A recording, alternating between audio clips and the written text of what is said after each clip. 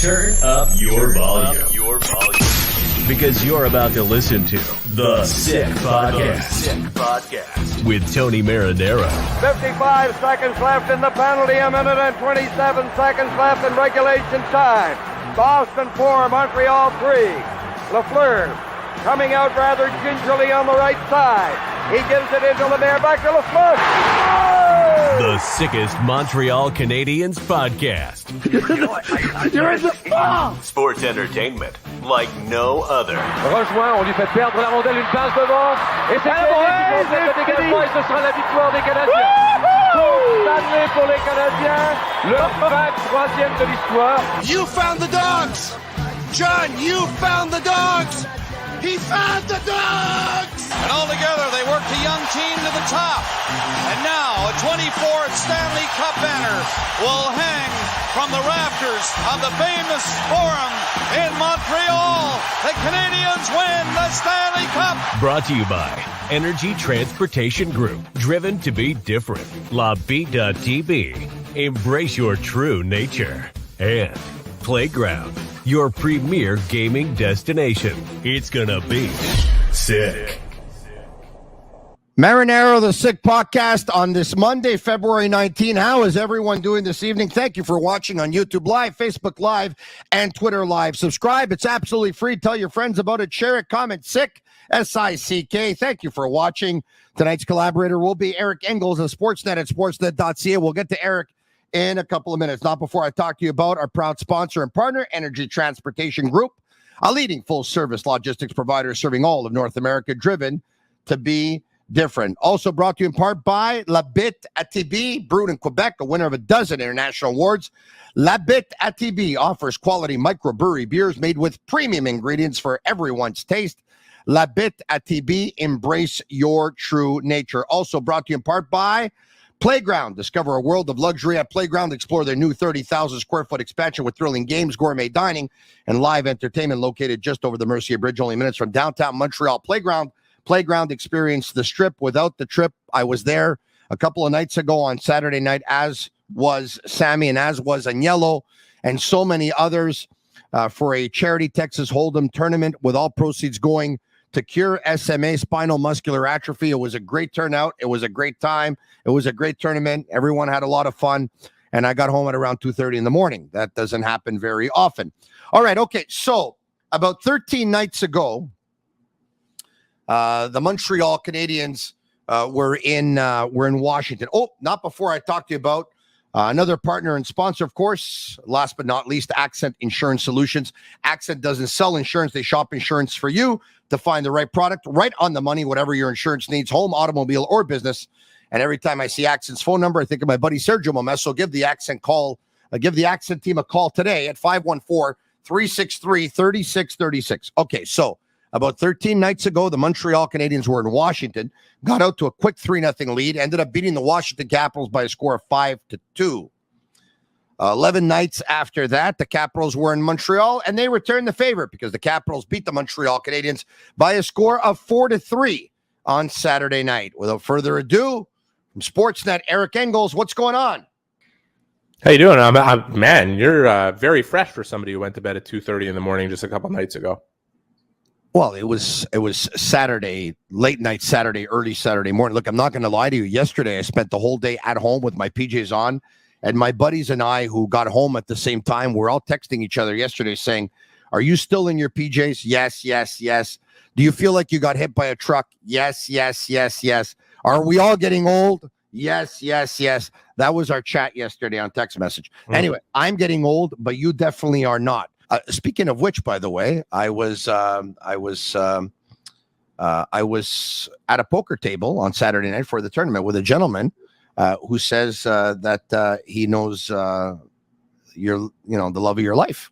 Says they work together. Oh yeah, yeah. He had a lot of very good things to say about her, and I looked over at him and I said, Eric did very well for himself, eh? And he said, oh yeah, Eric did very well for himself. So Eric, everyone knows you're doing really good in life. I appreciate it. I'll let Emily know. She's a huge fan of yours, and she's warming up to me. Okay, very, very good. Okay. Let's start with an article that you wrote, sportsnet.ca. Let's bring up the article. How Dach Canadiens are keeping injury from becoming wasted development opportunity. When he went down with the injury in the fourth period of the season, and it was you that told us the injury that he had before it was made official, and that he was going to be out for the rest of the season before it was made official. And we know that he was hurt last year as well. The second we found out he was out for the season, everyone put their hands on their heads, and I would imagine especially Kent Hughes and Jeff Gordon, Marty St. and said, we really don't need this right now. A young player who's going to be a very key player for this team and for many, many years to come. A huge development opportunity for him. And what do we do now? Well, it looks like they figured out something to do, Eric. Talk to us about it. Yeah, before we get into it, like, you can't downplay how shitty that was. Like, he and particularly because he looked so good in training camp and looked so good for portions of last year, and you could just tell this guy was ready to round the corner. Like, all the promise he had as the third overall pick in 2019, you could feel like this was going to be a giant leap forward for him. And whether you felt it or I felt it or Kent Hughes or Marty St. Louis felt it, and they clearly did, Kirby felt it. And that is probably at the center of why it's such a huge disappointment. And then you get to all the other ripple effects. He's had other injuries. He missed 24 games last year, the wrist injury, and lost some time with Chicago after the World Juniors, not long after getting drafted.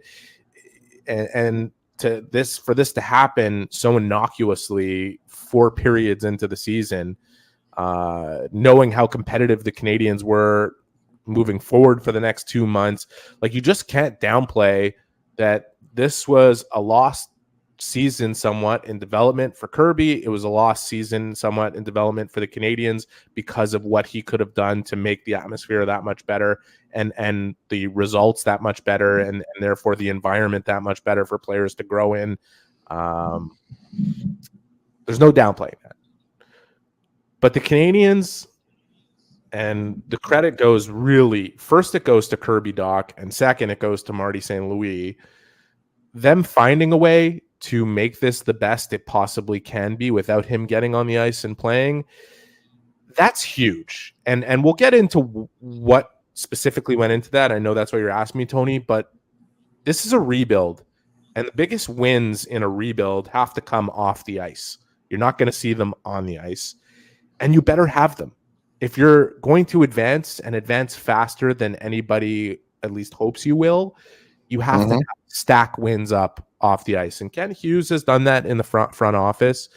Jeff Gordon has done it in the people that he's hired, like Marty St. Louis and like and Ken Hughes obviously had a hand in that, and Adam Nicholas and so on. But man, like, development and where it has gone to in a very short period of time, and how the Canadiens have kind of gone from way behind everybody to way at the forefront. This is the biggest win of the rebuild so far. And I think looking at the reaction from fans to the article I wrote about Kirby yesterday, and thanks to the Canadiens for making him available, and thanks to Marty St. Louis for divulging that he's been inviting Kirby Dach to scouting pre-scout meetings on the opposition with his coaching staff, which happen typically around 7:30 in the morning or whatever it is.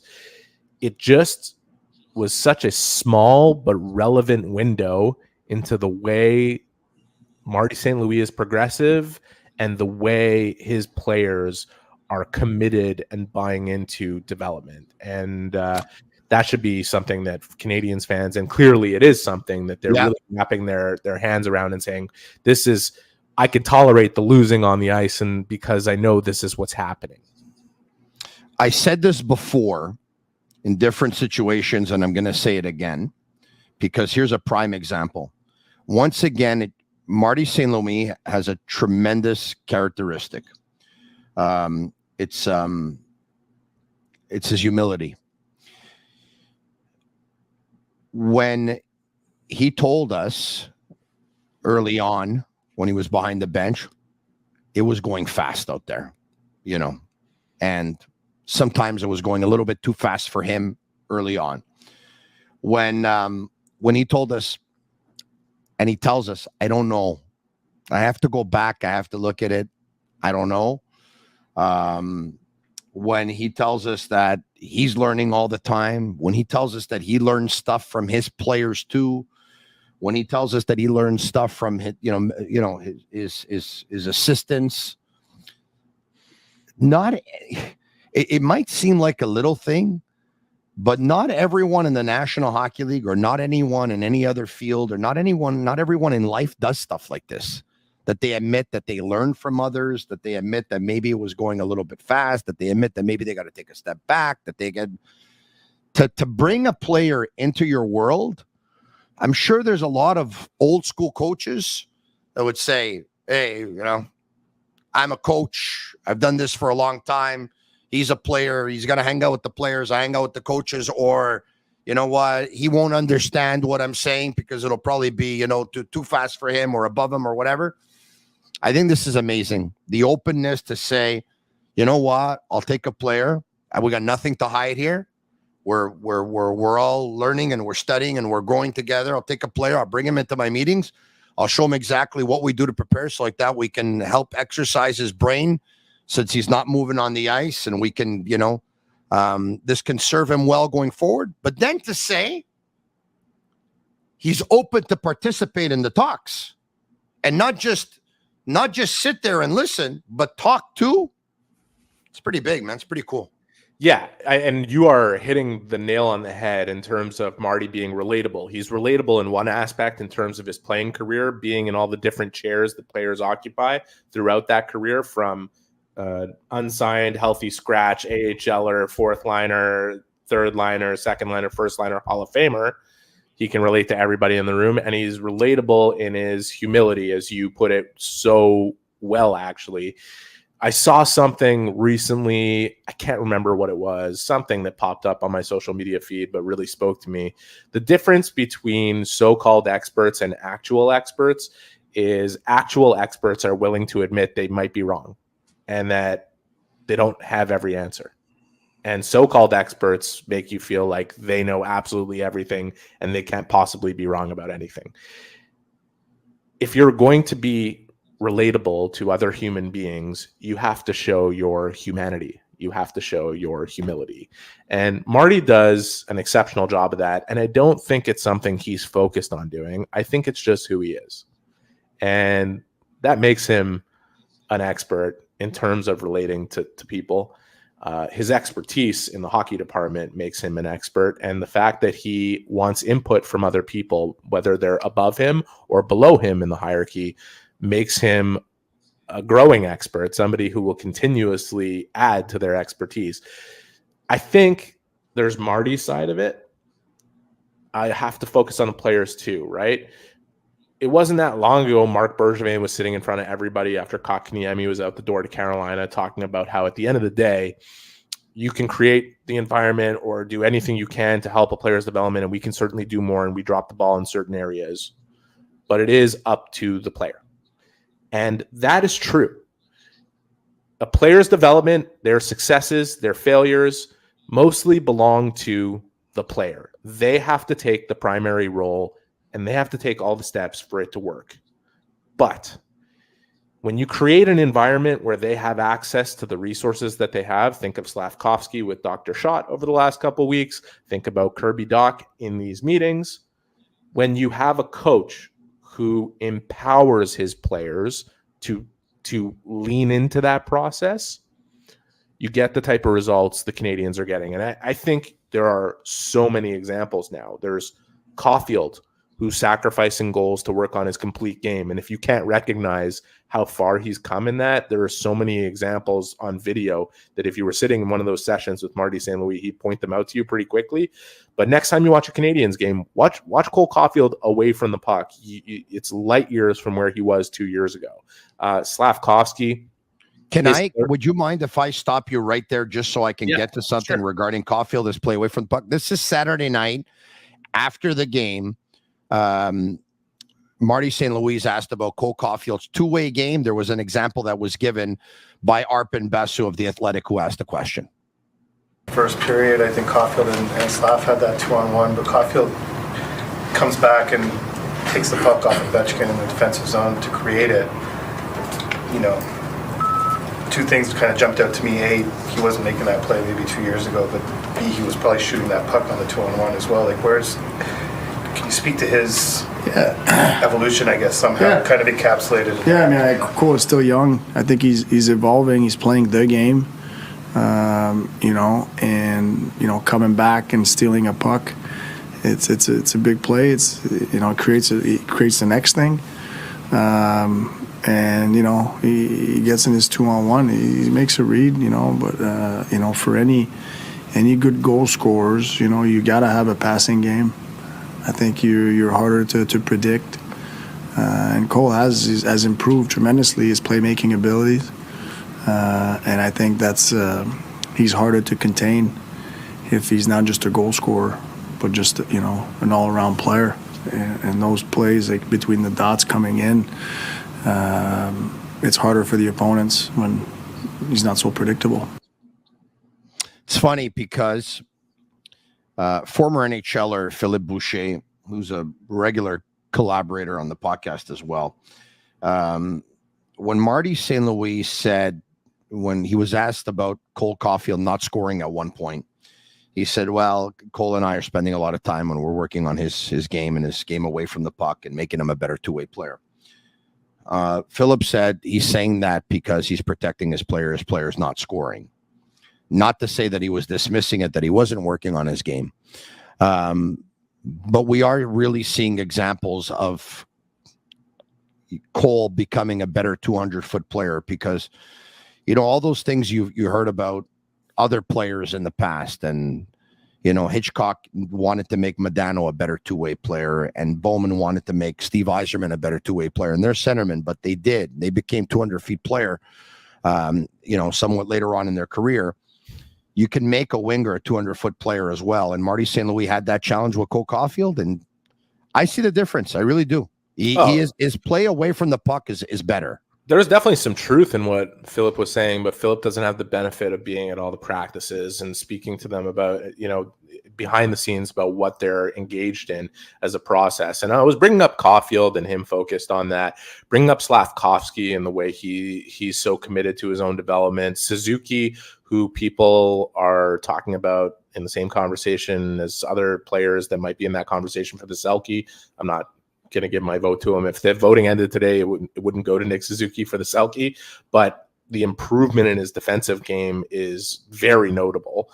But the main thing I take from all this is you have a coach who empowers players and a coach who has a messaging to his players. Do you want to just be a scorer at this level, or do you want to win? Like, and he could just say that, or he can coax them along into making themselves commit that much more to what they know, to make it. You could tell someone and say, believe this, or you can show them why it's worth believing in. Like, everybody looks at Marty St. Louis and says, okay, he's a great coach for development. Will he be a great coach when there's expectations and it's time to win? People have a very misguided concept of what makes for the best coach in the world. It's not some system that nobody has ever seen before in the NHL. There is no reinventing the systems.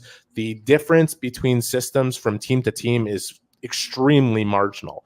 The best coaches in the world convince their players to buy into the program they're selling. Those are the best coaches in the world. It doesn't matter what system you're playing. If the players are bought into playing it and everybody's bought into playing it, they will execute it and they will win more games than they lose. Marty St. Louis' ability to get these players to buy into taking hold of their own development.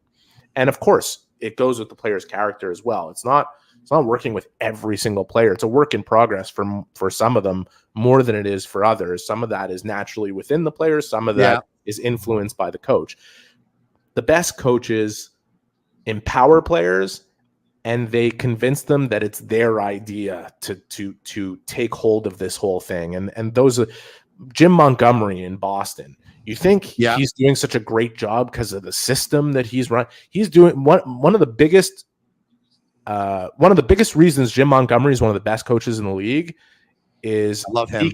He recognizes how strong his room his room is and allows his room to do what it's doing. He gets out of the way. Yeah. He doesn't overcoach anything. John Cooper, very much in the same vein, knows what his room is capable of. And, yes, he's a genius of a coach, a bench manager, or whatever it is. But there's a you could take it to any other sport. Tony, you follow soccer intensely. You know what I'm talking about. Like this is this is what it is. Montgomery makes he makes his players accountable and he makes them lead. And and you know what? And he steps aside. And Colorado did it a couple of years ago with McKinnon, and they did it with Rantanen. Landeskog was a very good two-way player. They needed the other guys to buy in, and they did.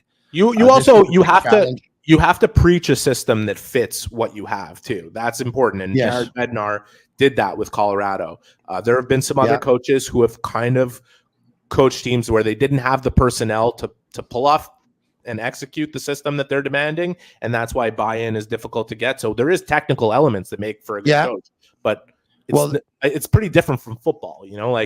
Hockey is a team sport, and like the team ultimately has to decide what it's going to do. The reason why the Leafs have been eliminated as early as they have been over the last several years is that they have not been able to get Matthews to become or buy into what you just been talking about. Now not just him. There's been progression. Not just him. Not Marner, Nylander. Because I actually think Matthews was one of their better players in the playoffs over the last couple of years of playoff failings, regardless. Yeah.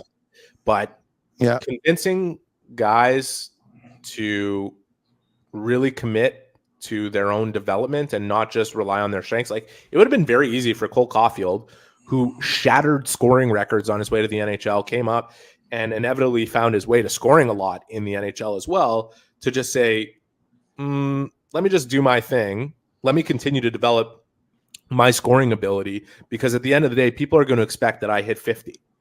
That would be easier. Yeah. But Cole is convinced himself that, does he need to be a 50 goal scorer, or would he rather be a guy who has 40 goals, 40 assists, and finishes plus at the end of the year? Like, the fact that it's not Marty just like, hey, you got to do this. It's Cole who wants to do that. And that is the biggest win here. That is development. That is the biggest win for the Canadiens fans to actually wrap their hands around here. Because when Kent Hughes says he wants to build a team that doesn't just make the playoffs year after year, he wants to build a team that can become a contender year after year. Where do you think the roots of that is? Yes, it's in acquiring elite talent. Yes, but it's in nurturing talent to do the things that win. The most talented player in the world before Connor McDavid was Sidney Crosby. He was also the hardest working player in the world. Like, those two probably still is. Find that and if you had to win one game still in today's game, and you spoke to every hockey executive, and if I pulled 32 GMs and anybody who's really in professional hockey, who they take for one game to win the Stanley Cup, it's not a dig at McDavid just because he hasn't done it yet, but most of them would say Sidney Crosby. Yeah, and McKinnon would probably be second. Yeah. So, and if Bergeron would still be in the league, he'd probably be second behind Crosby. Yeah, I mean, he might have been first, honestly. Like, it's just, so if you can convince these players when they're 20 to 24 years old, like, this is what it is. And like, let's bring it back to Kirby Dach. That's where we started this discussion. Yeah. Okay. Kirby Dach's reputation before he came here took a pretty significant hit.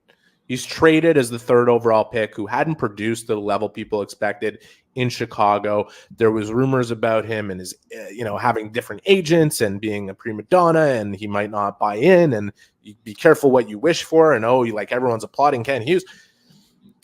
Kirby Dach, up until January, was 22 years old.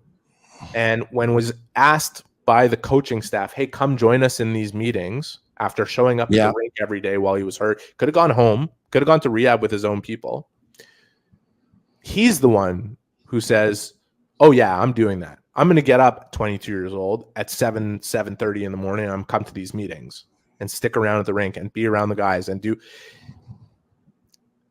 He's undoing a lot of that narrative, right? And it tells me, like, the Canadiens have done a better. It tells me, one, being traded is a humbling experience, and gaining years is maturity. But it also tells me that the Canadiens have found a way to connect with Kirby in a way that maybe the Chicago Blackhawks didn't. And like, this is an example. Everything with Slav is an example. Cole, Nick, Yes, whoever you want to pick. Arbor, who's going through the same thing right now. Gooley, who's going through it as well. All these young players. This is the roots of if this rebuild is actually going to work. They've given him. They have a different approach with Dach, obviously. Marty St. Louis got his fingerprints all over it. And I would imagine probably ran this by Kent Hughes and Jeff Gordon as well. They've given him a sense of importance. They're telling him you're an important player on our team and you're an important player in our future. And that's why, look, over the last couple of weeks, there's been a lot of debate, especially on this podcast, about Trevor Zegras. Okay. And I'm one who I always say I like offensive players. I like exciting players. I like players with skill. It doesn't mean that every player is going to work out. I love Drouin's skill in Tampa. And obviously it was not a positive experience for Drouin in Montreal. And because of that, a lot of people think that Zegras would be a negative experience because they're calling Zegras Drouin 2.0, right? Every player is different. You have that one side that says that Trevor Zegras is Jonathan Drouin and Pierre-Luc Dubois all over again. And then you have another side like Craig Button who says, yeah, everything I'm hearing about Zegras, about those who are not big fans, I heard about Phil Kessel and I heard about Jack Eichel, and they turned out to be pretty good NHLers. And they ended up being on winning teams. This is why I say, would I give up the farm for Zegras? The farm, no. Would I be interested? Yes. Would I be willing to give up on a couple of draft picks, even if they're high ones, the way they did with Dach and the way they did with Newhook? Yes. And for all of you who say, yeah, but this Zegras this and Zegras that, and there's red flags here and there, maybe. But I have a lot of confidence in the people here that the player is young enough that they can change him. And sometimes you can't change a player. But when you're that young and you have that skill set, I think you can. And look what you just saying, the narrative about Dach. What we heard coming out of Chicago, right? All the stuff we heard, do you hear that anymore? Same stuff. No? Okay, I'm going to be unequivocal about this. If Trevor Zegras is available, and I believe he will be, and it's not expected, not between now and March 8th or whatever it is, but if he ends up available, and I believe he will be, the Canadiens should absolutely go for him. And for exactly what you're saying. And like I said, this stuff with Dach, the way they handled that, is it just a small window, but a very relevant one into the way they think and the way they operate. You said something about Zegras, and I don't want to pick at it, but I just want to say they don't have to change him. You don't have to change him. You just have to make it his idea to evolve. You have to. Well, he's labeled correct. He's labeled as a bad defensive player. But you have to doesn't have a lot him. of care level when he doesn't have the puck. You have to empower him. Whether he stays in Anaheim or goes anywhere else, empower him. Make him feel that it's his idea to get better. Because that's what they've done with all these players. That's Marty St. Louis' magic touch. That's Marty St. Louis' humility that you brought up before. Marty St. Louis is not going to these guys and saying, I have all the answers. He's saying, I'm going to help you find them. We're going to help. We're going to do this together. And you're going to be a big part of it. And I'm just asking that you trust me. And I'm going to trust you too. It's going to be collaborative. It's not going to be me telling you what to do. We're going to get to the answers together, watching video, watching the opponents, watching your teammates. There's another factor that's going on here. And somebody from the organization pointed this out to me, which I thought was kind of great. You see Slafkovsky getting all the buzz right now. What do you think Caufield's thinking? Right? Like Jordan Harris a few weeks ago when I asked him about the competition on defense. And he said, I had a high school coach who said to me, a rising tide lifts all boats. This internal competition doesn't just come down to where your spot is in the lineup. Yeah. Cole Caufield is a star player in Montreal and treated like a star player in Montreal and wants to very much own that title. And Big time. The buzz that Slafkovsky is taking on his line will only elevate Cole to another level. It will only make him feel if like, it was me, I want the shine too. And that's you're right. If it was, yeah, you want that happening. So I think if a guy like Zegras ends up in Montreal, and we know Zegras likes the spotlight that much, there's a lot of things being said. There's things we know. There's things we think we know. One of the things we know is Zegras does like the spotlight. He does crave the attention. He would thrive probably in a market like this with that attention on him if he's handled the right way, if he's empowered to make his own path in terms of becoming a more evolved player, which is a normal process to go through between 19 and 24 years old. It's just, for people out there who are like, you don't want that guy, and that, like, you don't know. You really, there's things you think you know, but you really don't know. And yeah, I don't know everything either. I'm not sitting here telling you I know everything, but I know one thing: the player has more talent in his pinky than pretty much anybody on the Montreal Canadiens. And there's a few really talented players in Montreal right now that have emerged, and we're seeing that. His attitude, so you don't think his skill set is overblown?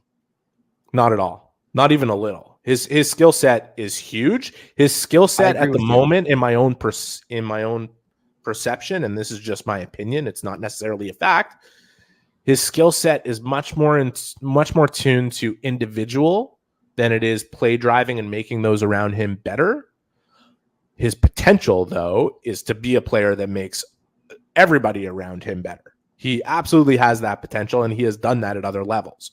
So I just, like you said, environment is critical, and the Canadiens have one that they believe in enough that if management believes in Trevor Zegras' talent and thinks it's worth acquiring, I don't think it would be a red flag for them looking at him and being like, I don't know, like, if we drop him into this environment, will it change him at all? The biggest red flag around Zegras is not his play or his attitude or the perception of him or this. The biggest red flag is that his contract will expire with him as an RFA with ARB rights and 1 year away from unrestricted free agency. And if he decides he's not with the program and you've given up a lot to get him and he suddenly says, I want to go somewhere else, that is the biggest concern for any team that would be looking at him. But I think Montreal would look at him and say, we could do what we need to do with this player and convince him this is the place to be. And I think the internal competition is a factor in that. I think Marty St. Louis is a factor. I think Adam Nicholas is a factor. I think management's a factor.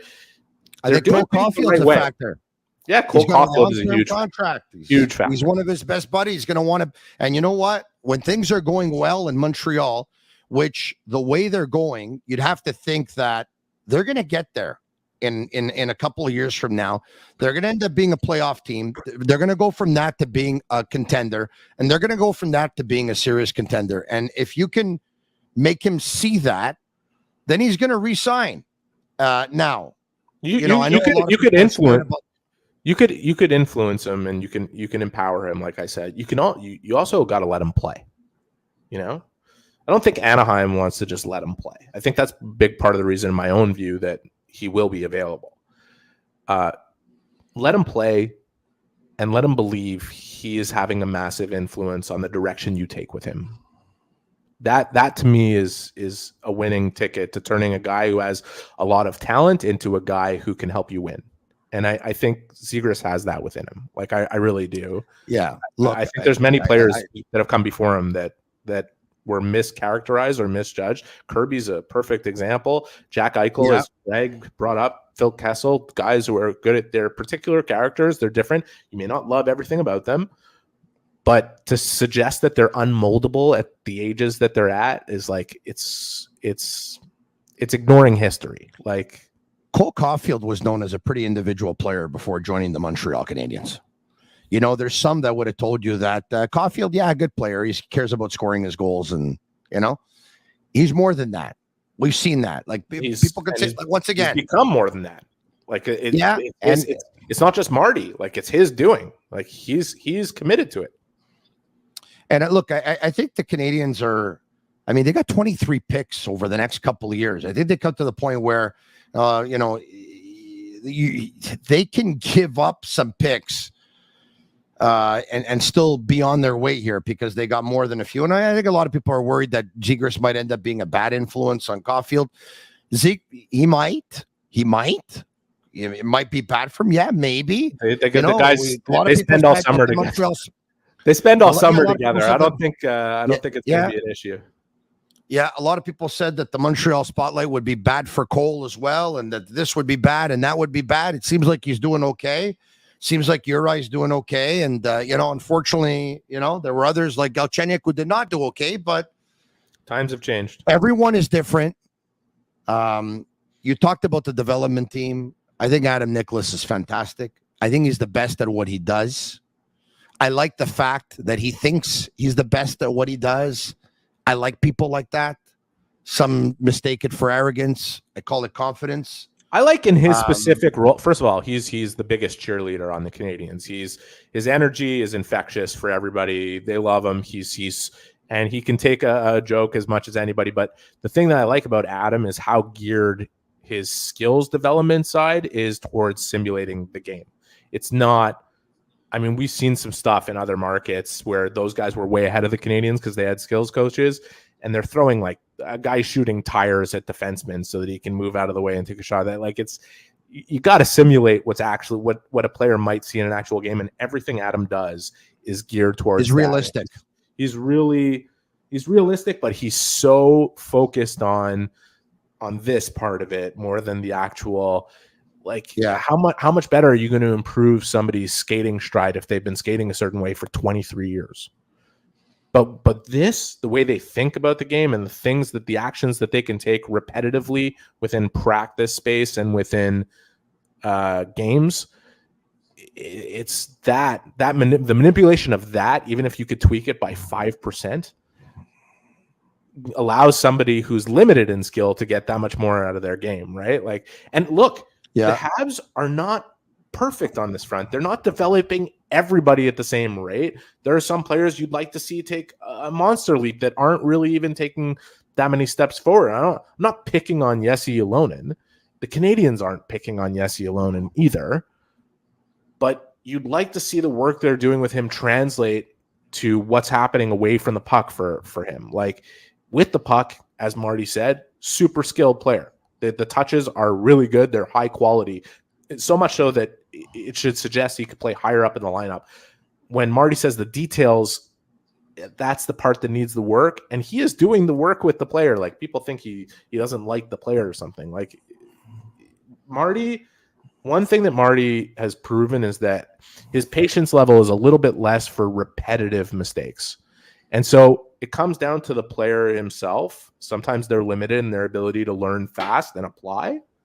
It doesn't mean they won't get there. It just takes a bit more time. But also, maybe they need to take a bit of a different approach. Maybe Ylonen is a better learner in practice than he is in theory, and they've been focused too much on theory, or vice versa. I don't know. They're not perfect. They're working on their development model, and it's not being perfect for everybody. All those good examples that I mentioned, you could find a couple where you're like, I don't know, like, is it really working with this guy? Should be better. Yeah. And I think Ylonen will be an NHL player.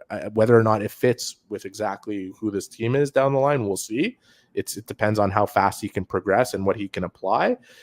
It's not happening right now, and that's why you're seeing him consistently scratched from the lineup. Said this before, say it again. Feel bad for Trevor Timmins that he was not surrounded by a development team like this. Not to say the Canadiens didn't do development before. They tried, but it wasn't as important to them as it is to this management team. And it wasn't as thorough as it is to this management team. It wasn't as some of that was circumstantial, right? Like some of that was the circumstances of them competing for a playoff spot every year, and so therefore it would be less of a priority versus a team that's starting a rebuild. But a lot of it is not putting the proper resources into it and not empowering players.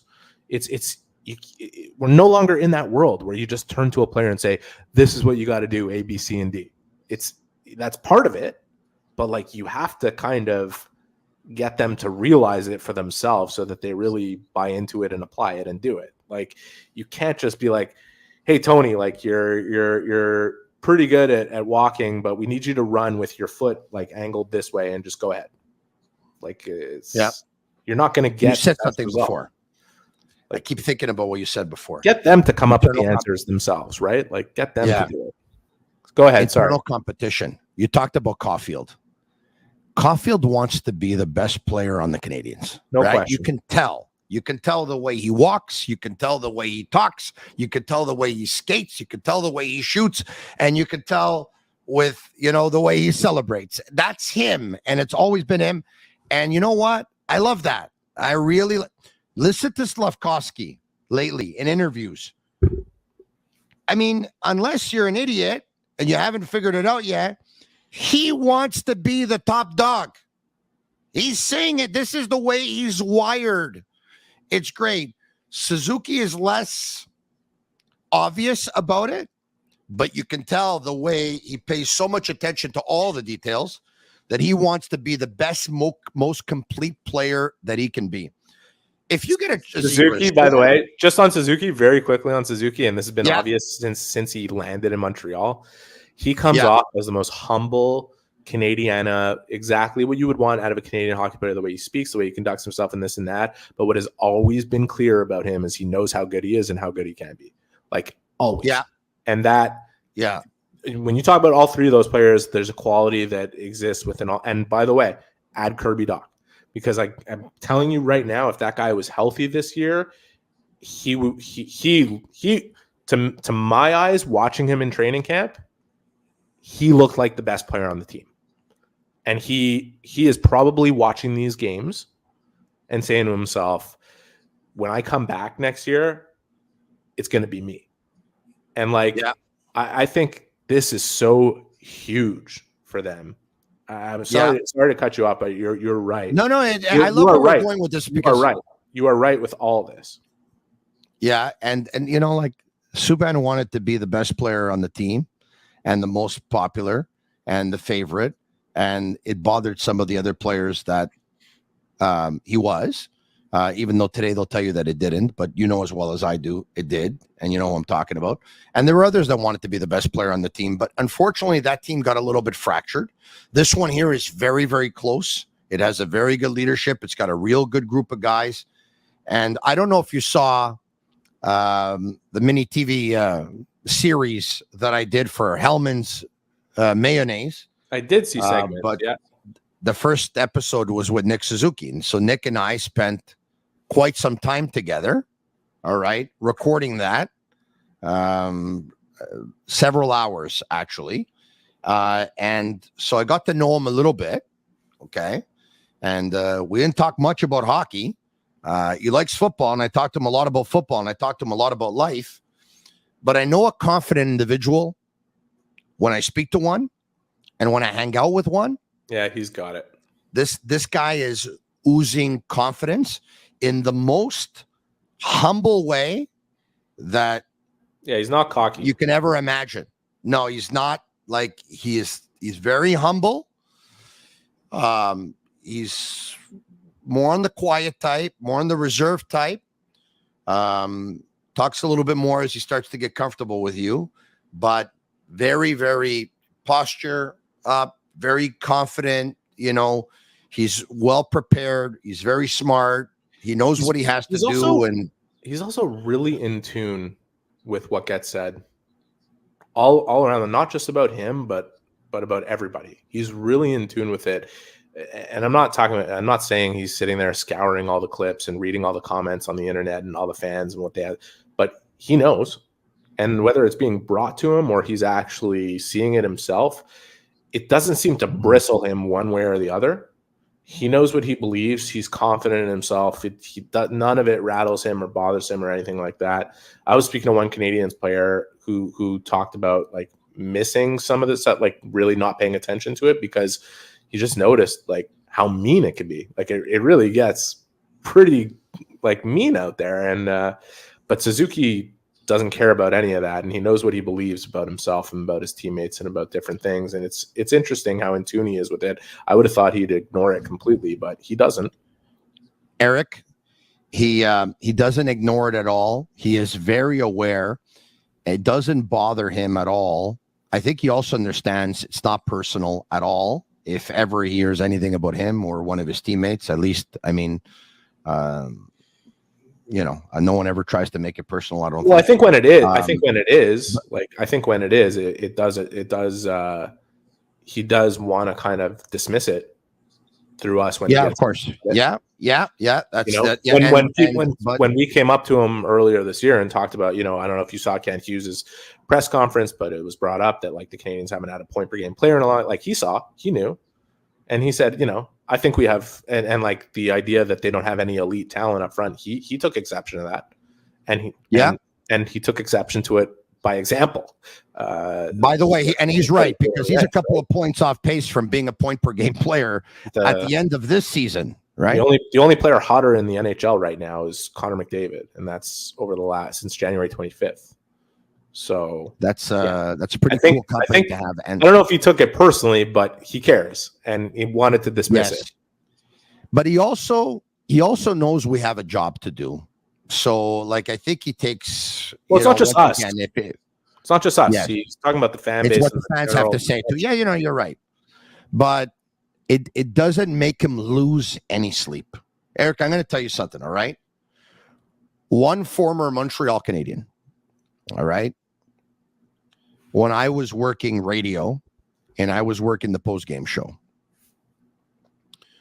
would listen to the post-game show on his way home after the game and pull over if he would hear a comment from either myself or my co-host or a caller that he didn't agree with, would pull over to defend his opinions, and it would be texting, and I would be texting back and forth while I'm hosting the post-game show.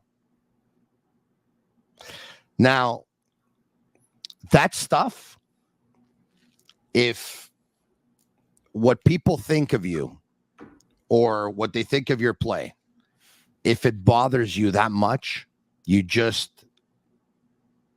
going to burn. You're just going to burn. You just can't. And look, it's not fun when people say stuff that you don't agree with. I'm sure you hear some stuff about you every now and then that you probably take exception to.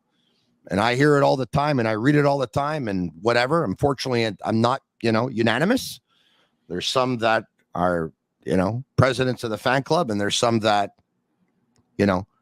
wish I never existed. And it's not fun when people don't like you or they don't like your work. It's not. But you just kind of have to accept that. See, there is a difference. It can't be everyone's cup of tea.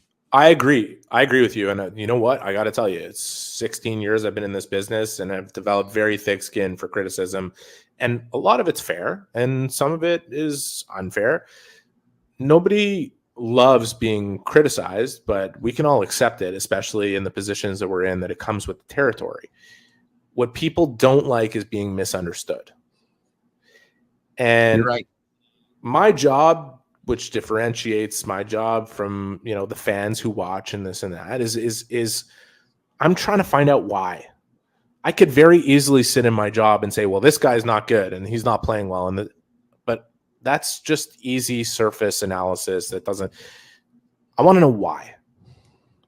When a player's struggling, I want to speak to his teammates, find out, is he dealing with something personal? That's the first question. Is there something that we don't know, that when it's going for a long period of time that something's wrong, that and people are jumping to the conclusion that his give a shit level is lower than it should be? Is something personally wrong? Because you don't know what's going on in people's lives. And it's not necessarily for me to report, but it definitely contextualizes how I go about my work. I'll tell you a story. I'll tell you, so my main job as a reporter is understanding why things are happening and trying to explain it and try to add context that people would naturally be missing if they're not there and don't have the opportunity to speak to certain people and get to the bottom of it. I'm going to tell you a brief story. I'll make it as short as I possibly can, but it's an interesting story in terms of how I try to do my job. when Ben Chiarot came to the Montreal Canadiens, the main thing that everybody said is he's the next Carl Alsner. He signed a 3 or 4 year deal. I can't remember which one it was. 3-year deal, 10.5. 3 years, 10.5. 3 years, $10.5 million. And people were saying he's slow. They essentially looked at his 6'3", 225-pound frame and said, "Oh no, another big, slow defenseman on the left side who doesn't put up big offensive numbers, and he's a defensive defenseman." He came to Montreal, and the Canadiens have rookie camp. And during rookie camp, all the main guys kind of come back to Montreal, and they have informal skates that aren't run by the team, and they're going on the skate on the rink next to, there's 2 rinks at Brossard. They're on one. Yeah. The rookies are on the other. And they're running their own show, and maybe sometimes a guy like who's in Paulie Byron's role right now shows up and runs a few drills or whatever it is, but it's not team sanctioned.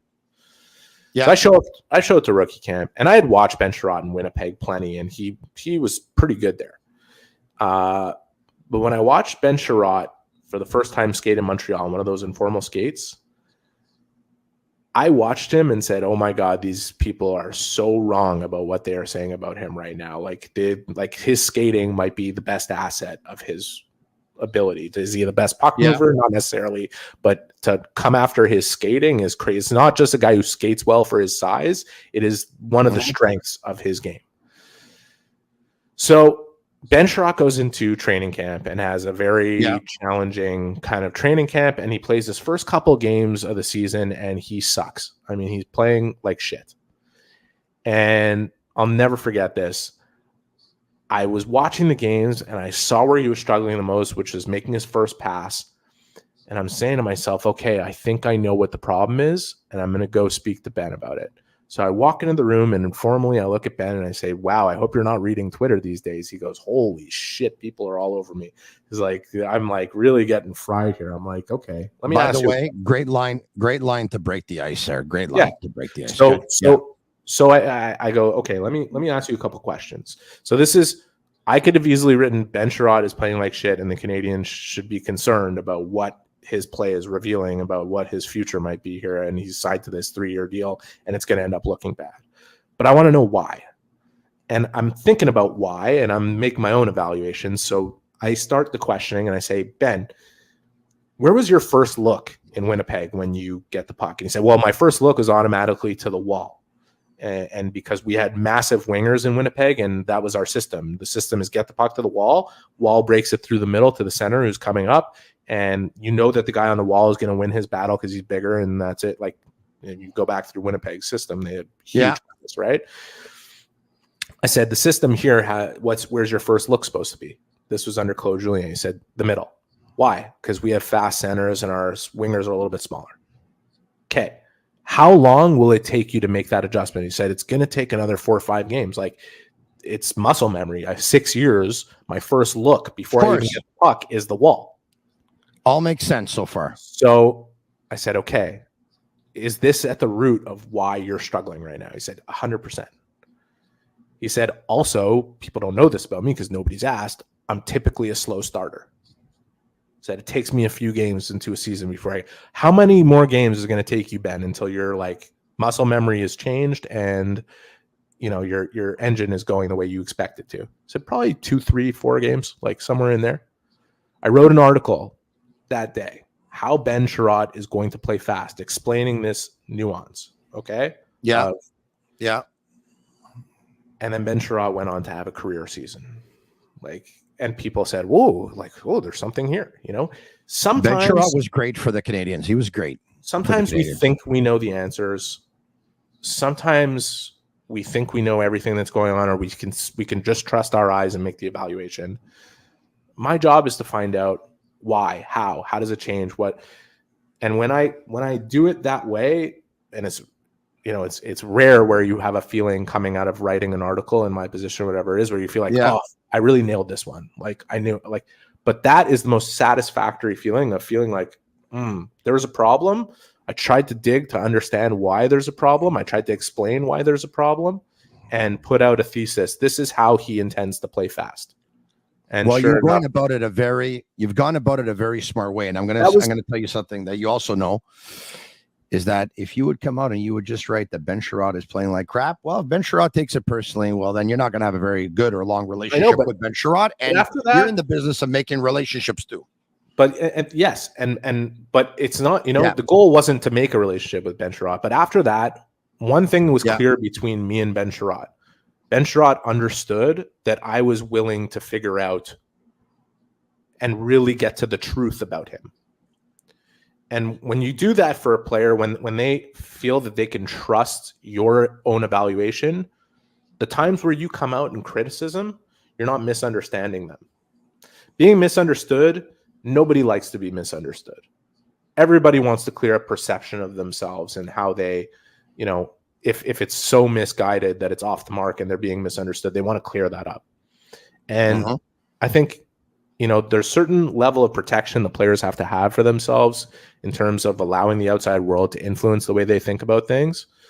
And some guys should just stay the hell away from it, as far away from it as they possibly can. Like Yuri Slafkovsky says, I know which social media apps that I can engage. He's on Instagram. He stays away from Twitter. He knows that nothing good will come from going on Twitter and reading what people have to say. And that's fine for him. He doesn't want to be misunderstood, and he doesn't want to have to tell everybody why he's misunderstood. He just wants to. Yeah. Some guys want a little bit more, and sometimes they want to be able to say, hey, this isn't me and you guys have me wrong. And I'm going to show you why. And sometimes they have to rely on us to explain. Yeah. That's kind of the link here. We started with Dach. Let's end with Dach. When he was on the ice last week, we saw images for the first time. I think it was Alexandre Gascon who put them up on the app formerly known as Twitter. I still call it Twitter.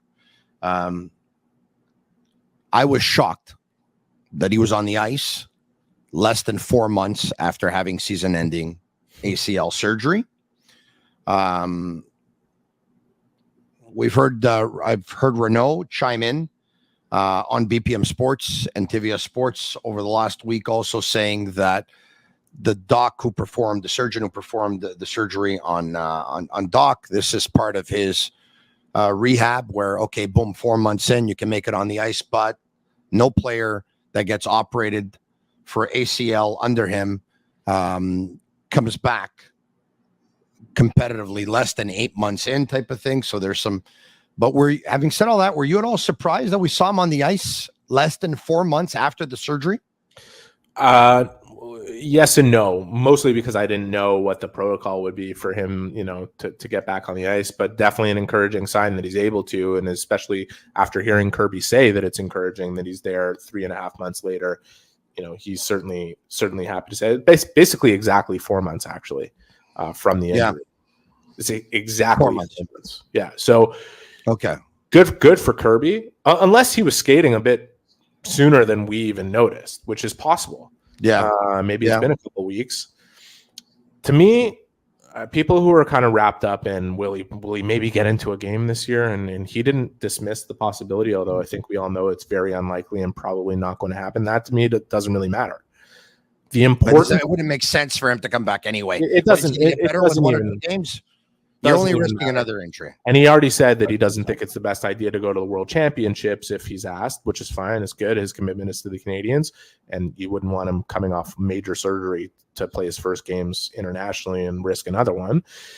The most important thing is he's not doing rehab this summer. He gets his full training in. And he made it very clear that he's very confident that'll be the case, that he's not going to have to be rehabbing anymore by then. He'll be in his full training for the summer. That's great news for him. That's great news for the Canadiens. That's everything you want to hear, because there's a big difference between spending a portion of your summer training rehabbing an injury than there is getting the full load in over what will be a longer offseason because the Canadiens are not going to make the playoffs. That's great news for a player who missed, like we said off the top, Tony, there is no downplaying what Kirby missed this year, okay? Not playing those 80 games or however many it would have been had he suffered another minor injury or whatever it is, those are key repetitions in his development that he missed, and there's no getting them back. They made the best of the situation and what they've done, and there's a lot of positive in that. The other major positive and the major thing for me is that he can have his entire summer to not only physically get better, but strengthen. And that's going to be huge for him. Eric, busy week for the Canadiens, of course, like every week is in the National Hockey League. It seems to be. They host Buffalo on Wednesday. They're in Pittsburgh on Thursday. They're in Jersey on Saturday afternoon. We'll talk to you again 1 week from today, next week on Monday. Thanks so much. Great story and great work as usual. We'll talk to you soon, Eric. It was fun talking, Tony. All right. If you liked it, like it, share it with your friends, of course. Comment sick, S-I-C-K, S-I-C-K. Tell your friends to subscribe to our YouTube channel. You can put the notifications on, and the second that we go live, weeknights at 10 p.m., boom, they get a notification. Marinaro's on live, the Sick Podcast, and they can watch and listen to all their Habs talk, of course. Leave us a 5-star review on Apple. It's our way of feeling the love. Special thanks to our partners and our sponsors. Energy Transportation Group is one. La Bita TB is another. Playground is another. And another is Accent Insurance Solutions. To you, my Sick Army, and you, my Sick community, I love you. Thanks again. Another night is in the books right here on the Sick Podcast for Agnello, Sammy, and Juliana, Master Control. They're Cavallaro, and once again, I'm Marinaro. Me. And that's a wrap. Hope you don't miss us too much until next time.